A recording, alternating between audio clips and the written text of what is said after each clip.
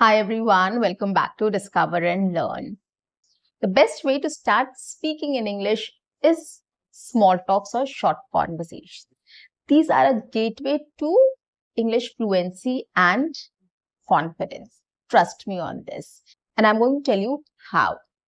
So when you start practicing small talks or short conversations on your own, and then you go out and start speaking with people, start interacting with people in actual environment, it will help you to build your confidence and fluency. Now, what you're doing here is you're preparing a question, you're preparing an answer to it, and you're just going out and speaking about it. So you have practiced it at home. You know what you have to speak, right? So it becomes easier for you to start a conversation and finish the conversation also. And there are lots of situations in which you can have small talks. Okay, so today also I'm going to take up one question or one situation in which you can start having a small talk or a short conversation with people in English. And this is actually going to help you to practice English speaking and to become fluent and confident in speaking in English in no time. Trust me on this. Take it from me. So guys, on that note, I am your communications coach and a soft skill trainer by profession, and I'm here to help you out with all your communications problems and to help you speak English fluently and confidently. Now let's get straight into the topic.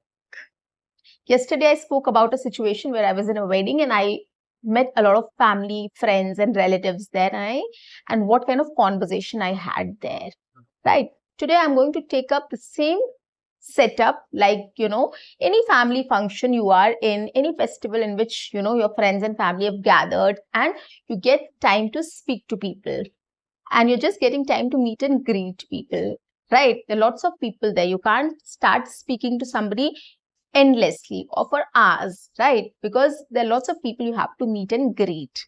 So these are the perfect situations in which you can start having short conversations or small talks. Okay, today I'm going to take up another topic in which you can have a small talk or a short conversation, which you can prepare as well on your own. Practice it and then go out and start speaking in English, right? What are you doing nowadays? Or to be more specific, how is your job going? How is your professional life? Right? What do you do to engage yourself? Right? What is your everyday engagement? How's your day like? So this is another way of having a conversation with people to know what they are actually doing every single day or where they keep themselves busy with. So you can ask this question also. What keeps you busy every day? Okay, so these are some questions which you can start taking up when you are having a conversation, when you are at a family function or anywhere else, any situation you can take up and you can ask this question. This is a very general question which you can start speaking about or on. And people will definitely be interested in talking to you, whether they are freelancers, consultants, homemakers, whoever it is, student, they all can answer this question. So you can ask this question to anybody and everybody. Okay, now the second part of this is I'm going to answer this question. I'm going to give you an example of how I asked this question and what reply did I get. And then the last part I'm going to talk about is I'm going to give you my reply as well when the other person asks me a follow-up question about the same thing. Okay, so keep watching. So I met a friend of mine, who happens to be my relative as well, and we are childhood friends. And she's into teaching. So when I met her, after meeting and greeting, the first question I asked her was, "So how's your work? How is it going? How is your work going?" And she replied to me saying, "Recently I've started trying different things. The first thing is I work as a professor in a college and I come back home by 3 p.m. So that is one thing which is there. Monday to Friday, I have to go there and I give lectures. But Saturday and Sunday, I've just started doing some podcasts as well. So I've been associated with a media group and I do a podcast with the guests. So these are the two different jobs I switch between, but it's very interesting. It's very interesting and I'm very excited about it. This podcast thing I've started recently, so I'm pretty much positive and enthusiastic about it. And as far as teaching is concerned, that is my passion and I have been doing it since long, so I enjoy that as well. Okay, so this is the way she replied to me about her work life, about her work, her profession, and what is she doing or where is she busy or how does she keep herself busy every day. So this is how she replied to me. Okay, now when you have asked a question and somebody has spoken about it, have answered your question, the other thing is they always ask a follow-up question like, and what about you? What are you doing these days? Or how is your professional life going? How is your work going? Any new thing have you taken up? Any new job have you taken up? Etc. So these are ways to ask a follow-up question when the person has answered your question. So conversations are not a one-way communication. It's not that you are giving a speech or you're talking to the audience. It's about interaction. When you're asking a question to somebody, you are listening to them, you are paying attention, you are responding, and then you have to reply also because there will be a follow-up question. Otherwise, the conversation will end and it will not be a conversation then, right? It's just a question and answer session or an interview sort of, right? So that is why people ask a follow-up question, and which is very important. So whenever if somebody has asked you a question like, how are you? What are you doing? So always never forget to ask a follow-up question to the other person as well. And then it will be a conversation. Otherwise, it's just a question and answer or just sort of an interview and doesn't look good as well, right? You have to ask a follow-up question to show that you are interested in knowing about the other person as well, right? Now let's come to the third part wherein I'm going to talk about what I answered.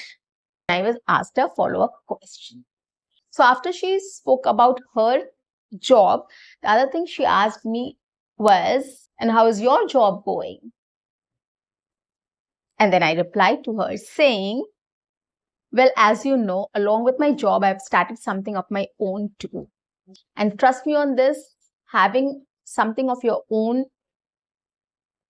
takes a lot of your time. So you have to invest a lot of time. Apart from the trainings which I do, I also have a YouTube channel. I also have other social media platforms where I put my videos and I take sessions also online. So these are the two things which I do. It is all related. One is offline, the other one is online. So I have two platforms to work on. One is the online platform and the other is the offline platform. I go to institutes and companies to give trainings on communication skills and soft skills.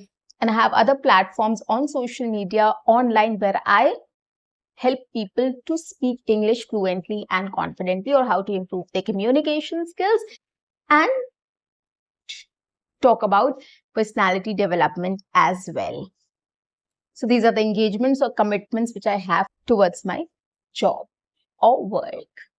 So this is how I spoke about my work or my job or my engagements, right?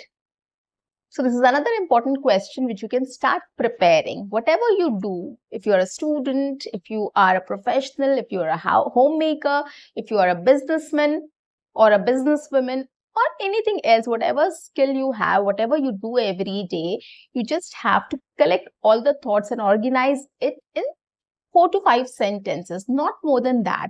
So these are short conversations or small talks. So you don't get time to, describe everything in detail. And that is the best part.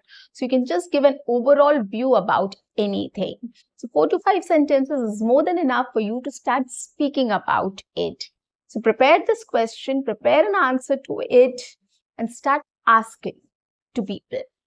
So you have different ways of asking these questions. Whenever you meet people, you can ask different questions to different people. And you have to prepare 2-3 different answers also. Like, it's not difficult at all. Whatever I said, I can talk about it in a little different way as well. I just need to tweak my sentences, replace chunks of words with something else, right? And I can speak about it. So it's not difficult at all.